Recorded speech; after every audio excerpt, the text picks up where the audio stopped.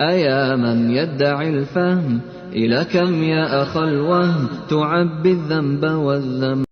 Bismillahirrahmanirrahim wa salatu ala rasulillah sallallahu alayhi wa sallam. Si on récapitule les vidéos précédentes, nous avons vu que tous les groupes en France, nous sommes sunnites. Que ce soit les 4 écoles, les salafis, les ikhwan, les tablirs ou les soufis qui ne sont pas un groupe comme on le verra, puisque nous respectons tous et nous aimons l'ensemble des compagnons et notamment les 4 califes, ce qui nous différencie des chiites. Ensuite, nous sommes tous sunnites car nous appliquons tous les bases de la sunna comme on l'avait comparé à la plage, c'est-à-dire la base. Et l'océan, c'était l'interprétation des grands savants, l'ijtihad, interprétation et approfondissement. Donc sur cette plage, tous les groupes font la salade, donnent la zakat, font le ramadan et vont au hajj s'ils en ont les moyens. Tout cela avec des variations selon le degré de foi. Et on suit la sunna du prophète sallallahu alayhi wa sallam. Par exemple, dans les bases de manger de la main droite, faire des invocations de base, des askar de base comme les 33 x 3, donc 99 après la salat. Et des centaines d'autres choses. Tous les groupes, même ceux qui sont déviés, font cela. Donc comment reconnaître le groupe sauvé ?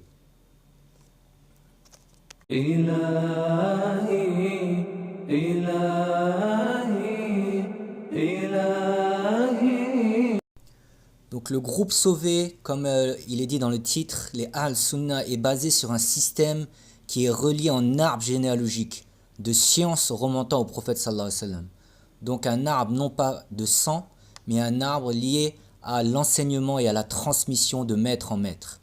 Comme le prophète sallallahu alayhi wa sallam a dit, celui à qui Allah prédestine le bien, sallallahu alayhi wa sallam, il fait qu'il approfondit sa science de la religion. La science ne vient que par l'apprentissage. Et la science des lois par la transmission orale des sciences des lois. Donc, comme le dit, ça c'est dans le hadith de Bukhari. Donc, c'est un système d'enseignement de cœur en cœur. Donc, le groupe sauvé a fonctionné dès la période du salaf par une tradition orale de cheikh en cheikh, remontant au prophète sallallahu alayhi wa sallam par un système de formation longue sur des années et aboutissant à une ijaza qui relie l'élève à la chaîne prophétique. Donc ce n'est pas le premier venu qui peut parler ou n'importe qui lit le Coran et le Bukhari puis parle au nom de l'islam. Donc comme dans cette vidéo de Dr Yusri Jabir, il en parle très très bien, nous pouvons l'écouter.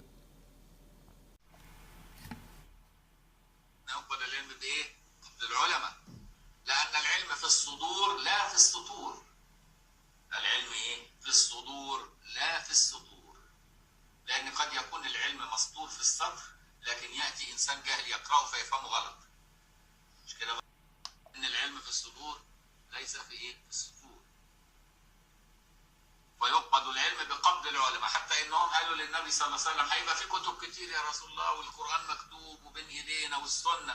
إزاي يقبض العلم يا رسول الله؟ قال بقبض العلماء اللي هم يفهموا الكلام.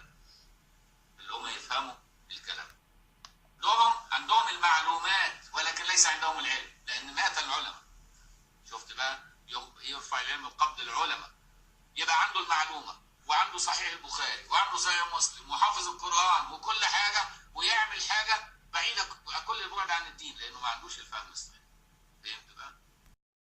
Et dans une autre vidéo, le docteur Yusri Jabir qui est de Al-Azhar en Égypte, et donc qui est un docteur en sciences, qui a une chaîne qui remonte jusqu'au prophète sallallahu alayhi wa sallam, parle de la phrase de l'imam Shafi'i qui dit en arabe « Man talaba al-ilmi bila isnad kal hataba bil-layl rubbama an yakhuz hatab wa ma'ahu af'a » Man talaba al-ilmi bila isnad kal hataba bil-layl rubbama an yakhuz hatab wa ma'ahu af'a.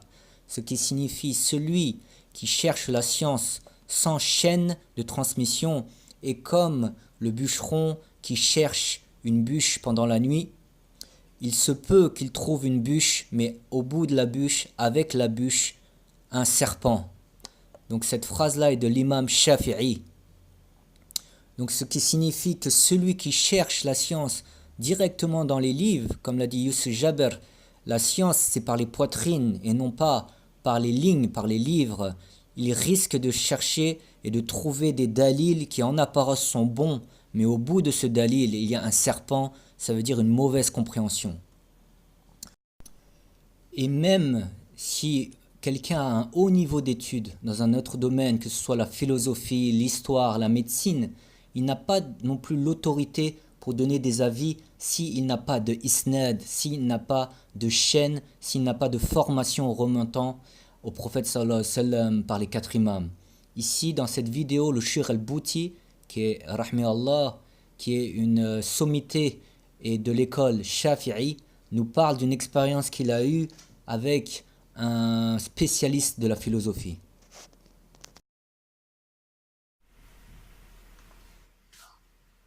ولقد رأيت إنسانا فاضلا قبل سنوات مختص بالفلسفة علمت أنه عضو في الاتحاد العالمي لعلماء المسلمين وأنه طبعا هذا الاتحاد سأقول لكم مهمته الاجتهاد مهمته إصدار الفتاوى فقلت له يعني هل أنت مختص بالفقه الإسلامي؟ قال لا أنا بالفلسفي. قلت طيب كيف يعني رضيت أن تكون عضوا في هذا الاتحاد؟ قال لا أنا يعني مستفتى في مسائل العقيدة. قلت أنا لأول مرة أسمع أن هنالك من يفتي في أمور العقيدة. نحن نعلم أن الفتوى فقط في أحكام الشريعة الإسلامية السلوكية. أمور العقيدة مسألة واضحة قائمة من الأمور الاعتقادية يجب على الإنسان أن يعلمها وإلا لا يكون مسلما. Donc, quelle est la différence entre un groupe et une branche de science? Donc, la différence, c'est que la branche de science, c'est un système basé sur les arbres généalogiques, comme on l'a vu, remontant au prophète sallallahu alayhi wa sallam. C'est pour cela que toutes les écoles de sciences dans le sunnisme portent le nom d'un homme. Comme on l'a vu avec la chaîne des 4 imams, les 4 écoles portent le nom d'un homme. Maliki, Hanafi, Shafi'i ou Hanbali.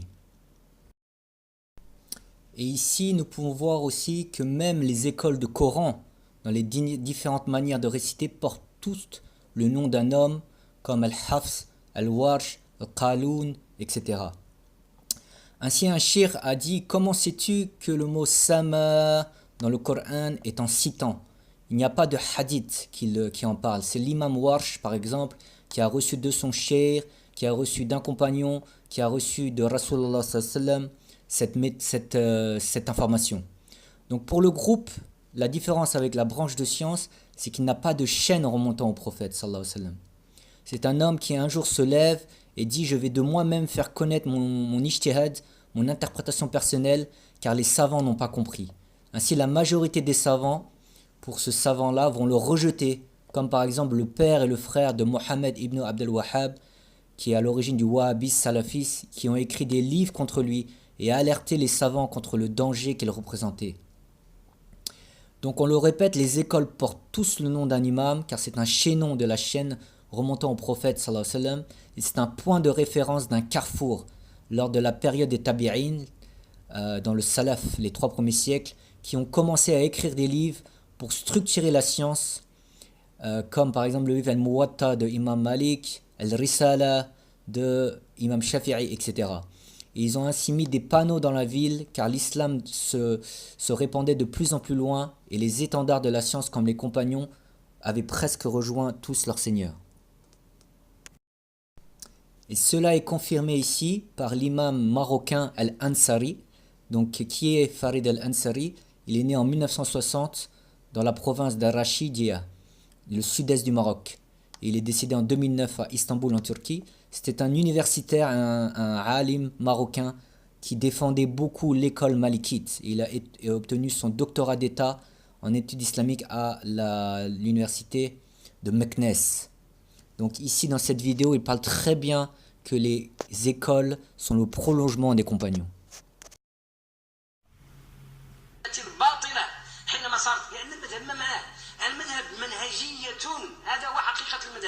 المذهب منهجية في الفهم عن الله ورسوله فإذا حدثت المذهب صرت إلى اللا منهج واللا منهج هو عين الفوضى فلذلك إذن أو الحنفي أو الحنبلي من الناحية التاريخية إنما هو إرث عن مناهج رسول الله عليه الصلاة والسلام التي ورثها لأصحابه، وهذا معروف تاريخيا بسلاسله. لأن المنادات الآن وهو شيء إيجابي صحيح سليم مليح بأخذ الكتاب والسنة بفهم الصحابة. كيف نؤطر فهم الصحابة؟ أين نجده؟ الذي حصل في مرحلة التابعين، وهذا شخصيا استقريته تاريخيا وهو مكتوب إن شاء الله، يعني إن شاء الله عسى أن يصدر بحول الله بهذه العروض الثلاثة فيما يأتي بعد بحول الله من الزمن لله. صارت هنالك مدارس أسسها كبار الصحابة، يعني مدارس في الفهم واجتهادات معينة وترتيبات معينة وأولويات. هذه المدارس أو الاتجاهات أو التيارات سميها ما شئت تبلورت مع زمن التابعين لتتأسس مذاهب فقهية بعد ذلك. فليس المذهب المالكي سوى خلاصة لمدرسة من مدارس الصحابة في الفهم عن الله ورسوله، وليس المذهب الحنفي إلا ذلك، وليس الشافعي إلا ذلك، وليس الأوزاعي والليث بن سعد، كل الذين بقوا أو انقرضت مذاهبهم كالطبري وكما ذكرت آنفا، إلا ضربا من التجميع لفهوم الصحابة كيف كانت. فحاول هؤلاء الأعلام أن يجمعوا تلك الجزئيات والفروع التي ورثت عن الصحابة في إطار قواعد. هذه القواعد صارت هي أصول الفقه، أصول فقه المالكية، أصول فقه الحنفية، الحنابلة، وهكذا وهكذا وهكذا، وهو عين المذهب. أما Donc dans cette vidéo, l'imam Al-Ansari dit que les écoles sont le prolongement des compagnons. On pourrait le comparer à un corps avec la tête et le prophète sallallahu alayhi wa sallam, l'épaule ce sont les compagnons, le bras ce sont l'ensemble des imams qui ont suivi les compagnons depuis 1000 ans et donc qui ont suivi une des 4 écoles, et la main ce sont les savants modernes. Donc ceux faisant partie de l'école ont tout, de la tête à la main, et ceux inventant un groupe sont comme des mains qui sont amputées, qui n'ont pas de lien avec une chaîne remontant à Rasoul sallallahu alayhi wa sallam. Donc ainsi, si vous allez voir un shir de sharia, pour être son élève, il vous donnera sa chaîne remontant au prophète. Donc même à notre époque, si vous allez tout de suite demander d'être un élève de sharia, le cheikh doit vous donner comme son CV sa chaîne qui remonte au prophète sallallahu alayhi wa sallam. Par exemple ici dans le domaine du fiqh, l'imam Al-Kawthari, le savant Al-Kawthari, qui est un cheikh turc de l'école Hanafi, et vous pouvez voir sa chaîne impressionnante qui remonte jusqu'au prophète sallallahu alayhi wa sallam. Donc beaucoup veulent donner une image de multiplication de sectes dans le sunnisme et donc de perdition, alors que la plupart de ces noms sont des branches de science qui sont reliées entre elles. Depuis 1000 ans, chaque savant et même chaque musulman lambda appartient selon le schéma qu'on a vu dans la première vidéo du hadith de Jibril, Islam, Iman ou Ihsan. Donc pour l'islam à une des 4 écoles, pour l'iman ou le dogme, une des 2 écoles, donc avec Al-Ashariya qu'on verra plus tard, et pour la spiritualité, Al-Ihsan, une voie spirituelle.